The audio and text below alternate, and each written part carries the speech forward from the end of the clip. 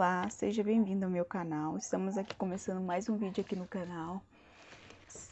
Já deixe seu gostei aí, se inscreva aqui no canal para nos ajudar. E hoje eu vou fazer um vídeo assim bem diferente, falando um pouco sobre mim, sobre a minha história, sobre a rejeição paterna e como eu superei isso. Então, para vocês entenderem, eu vou ter que começar desde o comecinho do meu nascimento, na verdade da gravidez da minha mãe, para vocês entenderem um pouco. A minha mãe era mãe solteira, já ela tinha 2 filhos e na época que ela engravidou de mim. E ela morava com meus avós. Aí, meu avô, um ano atrás, antes da minha mãe engravidar, ele tinha sofrido um acidente de trator, que ele tinha caído e tinha rachado o crânio e ficou um tempo longo na UTI. E depois disso, ele não conseguiu mais trabalhar, o meu avô. E aí a minha mãe procurou um homem que era daqui da minha cidade, que ele era subprefeito, que é o meu pai. Procurou ele para ajudar ela, porque ele sempre levava as pessoas para aposentar, sabe, ajudava a população. E aí ela foi procurar ele para ajudar ela, ir atrás para ver se conseguia aposentar o meu avô por invalidez, porque ele não conseguia mais trabalhar. E durante esse processo dele levar ela em audiência, tudo, os dois acabou tendo um envolvimento que a minha mãe veio a engravidar de mim. Aí ela contou pra ele tudo, que estava grávida de mim. Ele não aceitava porque ele já era um homem casado, que tinha filhos, 4 filhos, né? E ele não aceitava assumir a gravidez da minha mãe. E a minha mãe pegou e deixou pra lá, porque ele não queria assumir.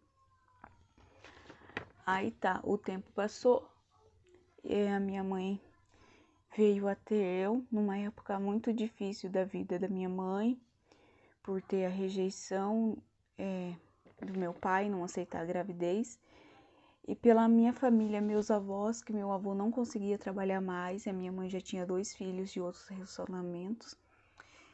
E aí foi uma época muito difícil da minha família.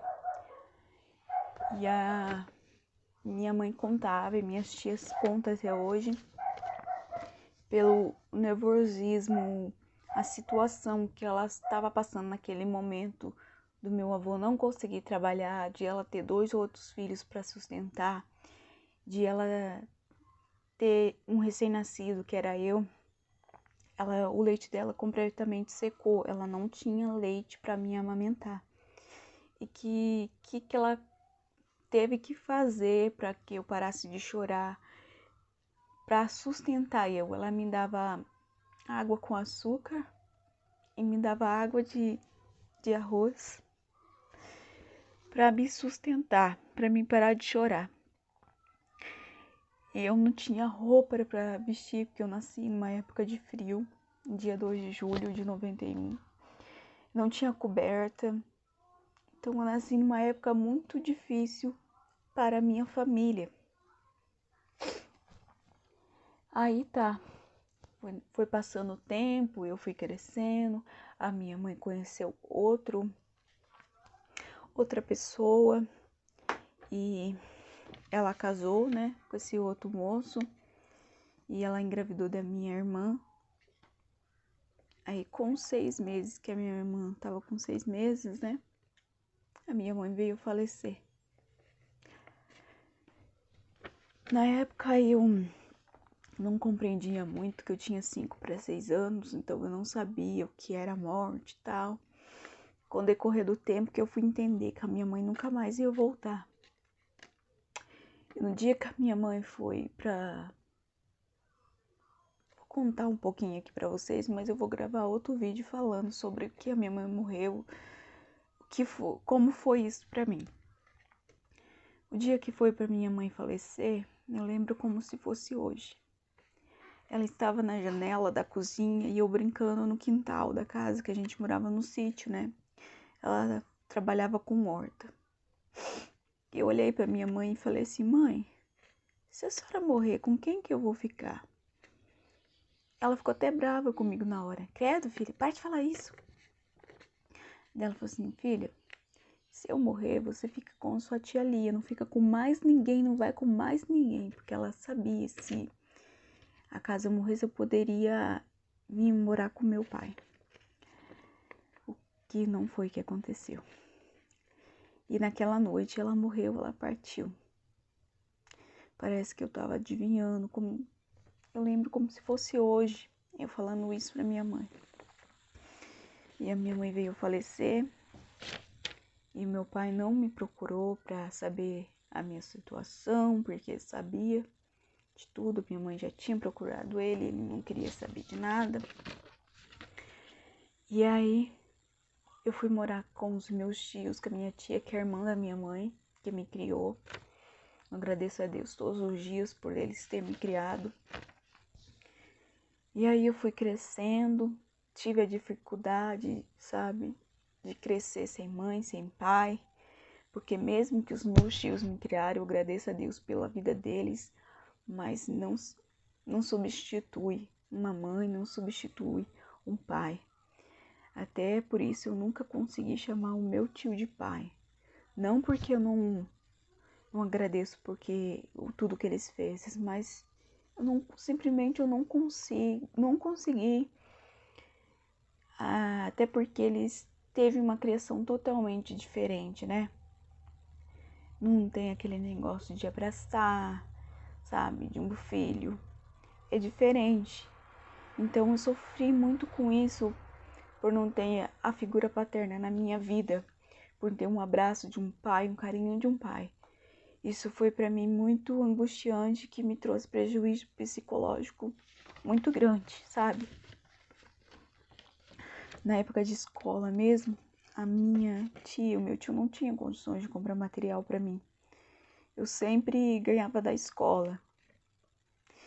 Então isso para mim foi uma bola de neve que foi crescendo assim na minha vida psicologicamente muito grande. A minha adolescência e na época de eleição, como ele era subprefeito, ele se candidatou a vereador, né, daqui da cidade de Londrina. Sempre ele ia nos sítios pedir votos, né, e ele ia na minha casa. Tinha essa capacidade de ir na minha casa, casa dos meus tios, e eu sabia que ele era meu pai. E os meus tios também, eles nunca foram atrás, porque eles não queriam envolvimento com isso, para falar que eles estavam com interesse em alguma coisa, né? Financeiro, eu estou falando. Então, os meus tios deixou por minha conta o dia que eu quisesse ir atrás dele. Aí o tempo foi passando, eu se tornei adolescente e não fui atrás dele. Eu tinha uma revolta tão grande, vocês não sabem, uma revolta, mas tão grande, a ponto de odiar ele. Odiar, sabe? Eu tinha um ódio, perdoa da palavra, mas eu tinha um ódio tão grande, mas tão grande, que eu não sei explicar pra vocês o que era isso dentro de mim, sabe? De saber que ele era meu pai, que ele ia pedir voto na minha casa e nunca me ajudou com nada, nunca se importou comigo, sabe? E aí, o tempo foi passando, eu comecei a namorar, eu casei. Aí quando foi pra mim casar, como eu não tinha o sobrenome dos meus tios, né? Que eles nunca foram atrás de me registrar como filha deles, né? Eles era simples, né? Uma família simples. Então eles nunca foram atrás. Aí chegou no dia do marcar o casamento, o cartório não queria fazer o casamento porque eu não tinha pai, porque o meu pai no registro de nascimento estava ignorado. Eu era órfã de mãe, minha mãe tinha falecido. Então não tinha ninguém para me assinar porque eu era de menor. Eu casei com 17 anos. E o que a gente teve que fazer? A gente teve que ir no fórum, pagar para o juiz assinar para mim poder casar. E aí o juiz assinou para mim poder casar. Muita gente falou, por que você não vai atrás do seu pai para ele te reconhecer, para poder assinar para você casar? Gente, eu tinha uma birra, eu não podia nem ver ele na rua, que eu tinha um ódio tremendo, sabe? Dele, porque pela rejeição, sabe, que ele fez comigo. Eu sei que ele tinha outra família, que ele tinha esposa, mas que ele me reconhecesse como filha. Isso que eu esperava, sabe? Eu não queria, assim, que eu morasse com ele, que eu vivesse com ele, né? Queria que ele me aceitasse como filha. Mas o que foi que isso não aconteceu. Então, ele teve que assinar o meu casamento, né? O juiz teve que assinar para que eu pudesse casar. E aí eu me casei, tudo certinho, na igreja de noiva, graças a Deus. O meu casamento foi um casamento, vou contar para vocês o testemunho do meu casamento. Casamento de 400 pessoas, sabe? Casamento maravilhoso, que Deus preparou tudo, de pessoas que menos imaginava, ajudou a gente no nosso casamento. E foi tudo maravilhoso. E aí eu casei, passou um tempo, 1 ano mais ou menos, eu descobri que estava com nódulo no seio. E aí fui no consulta pelo SUS, eles disseram que iam me colocar na fila, só como que doía muito o meu seio, eu resolvi procurar um médico particular.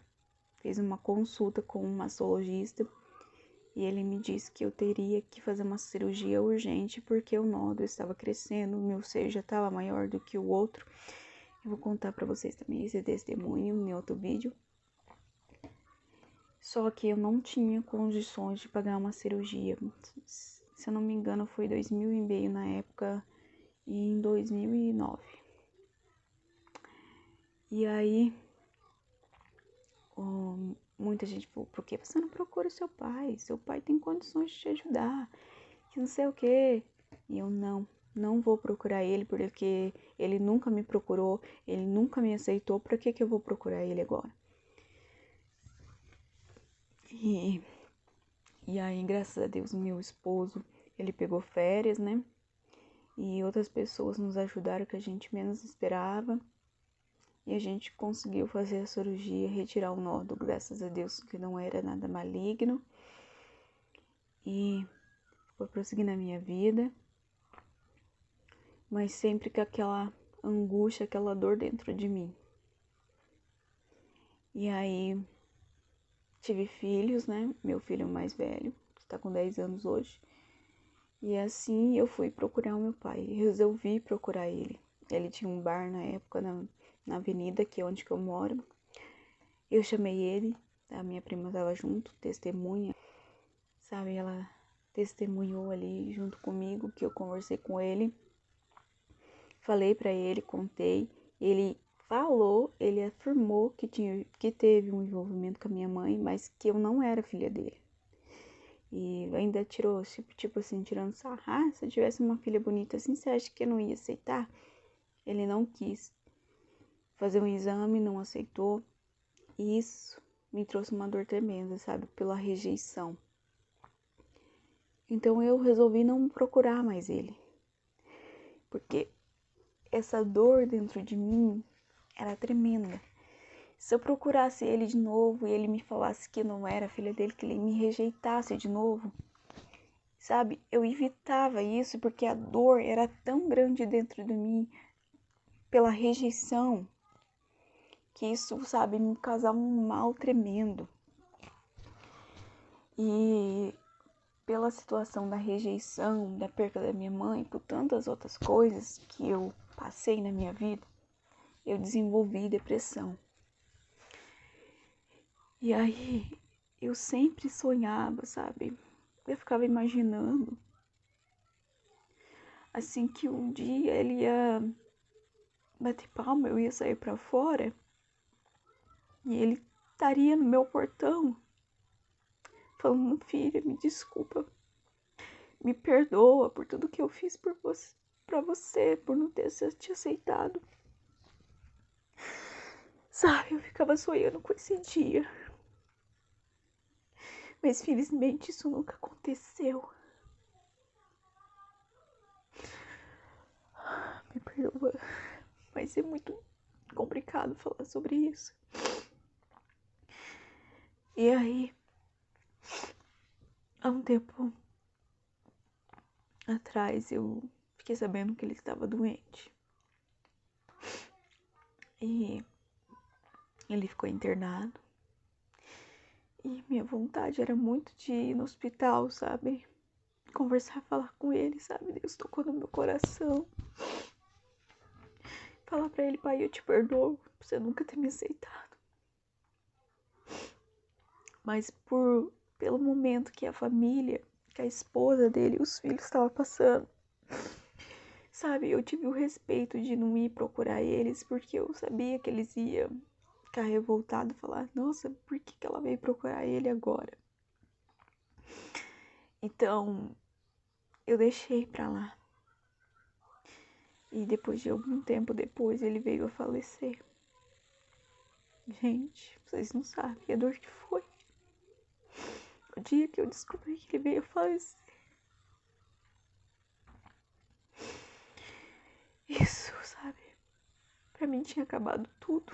A esperança de um dia poder abraçar. A esperança de um dia poder dizer pai. Porque essa palavra pai, de chamar de pai, nunca teve na minha vida. Então, assim, pra mim foi muito duro. Eu fui no velório dele. Eu me segurei muito pra não chorar, porque eu não queria transparecer a minha dor, mas Deus sabia como que tava por dentro de mim. Só Deus sabia a dor que eu sentia.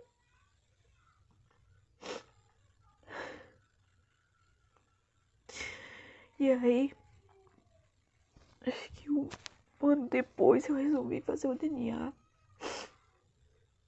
E pra não procurar os filhos, que eu sei que eles não iam aceitar, eles falaram que sim, né? Que ia aceitar assim de boa, mas eu acho que não. Eu procurei um advogado. O advogado fez o pedido do DNA, foi pro fórum. E os filhos dele receberam a intimação para fazer o DNA. E no dia do DNA, chegou o dia do DNA. Foi muito complicado encontrar eles ali. Foi difícil, mas... E aí, fizemos o DNA. E um mês depois saiu o resultado.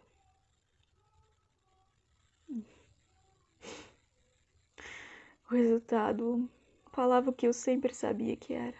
Que a minha mãe falava, que a minha família falava. O DNA deu que ele realmente era o meu pai. Aí veio aquele sentimento. Por que que ele nunca me aceitou? Por que que ele nunca quis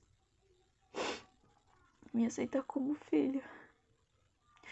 Aí ficou um vazio dentro de mim de saber que eu nunca mais ia vê-lo, que eu nunca mais ia ter chance de poder dar um abraço.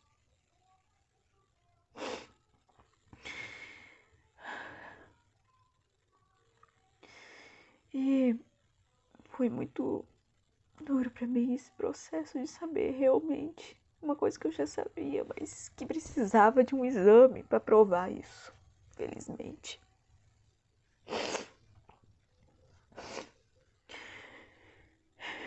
E o tempo foi passando. E aquela dor, aquela angústia dentro de mim.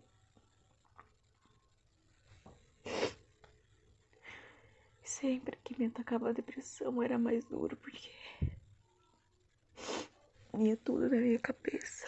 Minha infância, sem a ausência de um pai, sem a ausência da mãe.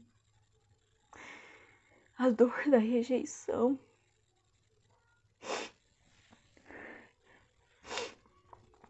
Oh, vocês saber, você que é pai, você que é mãe, Sabe que é muito importante o papel de um pai, o papel de uma mãe na vida de uma criança. Valorize isso. Valorize o tempo com seus filhos. Para que quando você partir deste mundo, você deixar lembranças boas. Lembranças que vão marcar a vida de uma criança para sempre.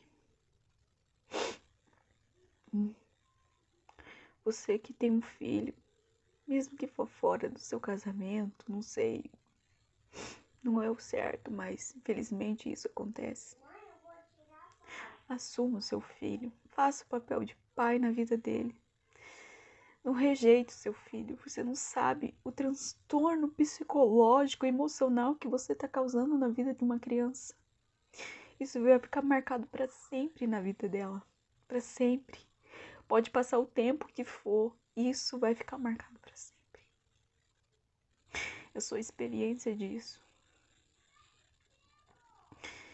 Isso foi muito marcante na minha vida. A rejeição é uma dor que não tem fim. E eu via me tratando com um psicólogo para tratar isso dentro de mim, que estava já faz mais ou menos uns 7 meses ou mais que eu vinha fazendo tratamento com psicólogo. Eu tomo um remédio antidepressivo.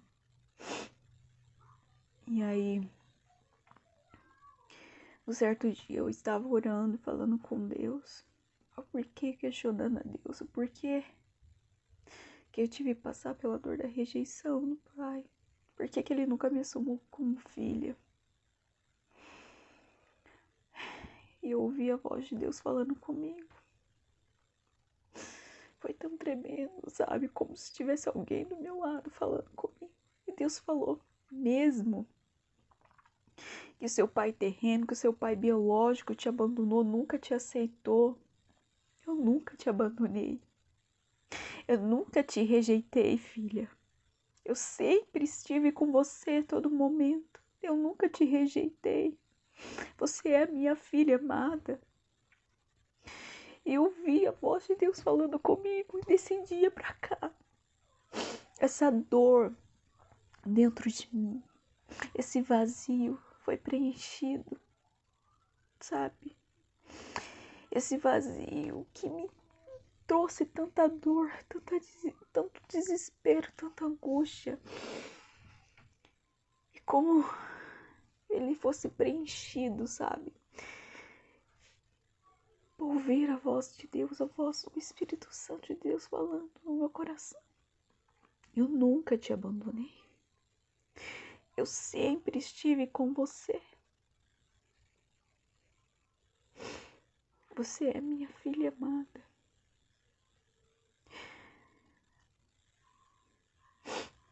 E sabe, daquele dia pra cá, parece que aquela dor foi se acalmando. Aquela angústia dentro de mim foi sumindo, sabe? Então, o que eu falo pra você hoje, mesmo que as pessoas daqui da terra, o seu pai ou sua mãe tenham te abandonado, Deus, ele jamais vai te abandonar. Deus jamais ele vai desistir de você. Deus jamais vai te ignorar. Deus jamais. Ele sempre vai cuidar de você, mesmo que você não veja, mas ele sempre está ali, ele sempre está cuidando de você. E hoje eu agradeço a Deus por tudo que eu passei na minha infância, na minha adolescência, por tudo que eu passei. Eu passaria tudo de novo para que hoje eu tivesse a família que eu tenho, os meus filhos, o meu esposo, porque eu penso assim, hoje, se eu tivesse sido criado pelo meu pai, se eu poderia ter uma vida melhor, um emprego, uma faculdade, sim, emprego melhor, uma faculdade, poderia, mas não teria a família que eu tenho hoje. Eu não trocaria nada pela minha família que eu tenho hoje. Não trocaria nada. Então, eu agradeço a Deus por tudo que eu passei na minha vida, por tudo que eu passei mesmo. Porque hoje eu entendo o propósito de Deus. Hoje eu entendo o que Ele tem para mim. Eu compreendo tudo isso. Então, eu termino esse vídeo. Me desculpe por ter chorado. Isso é uma coisa que dói. Mas graças a Deus, a cada dia mais eu tenho superado. Então, obrigado por você que ficou até aqui o final. Que você conheceu mais um pouquinho de mim. Tenho muita coisa ainda para falar com vocês, para contar de experiências e testemunho. E obrigado por vocês ficarem até aqui. Se você gostou, deixe seu joinha. Se inscreva aqui embaixo para nos ajudar. Um beijo, tchau.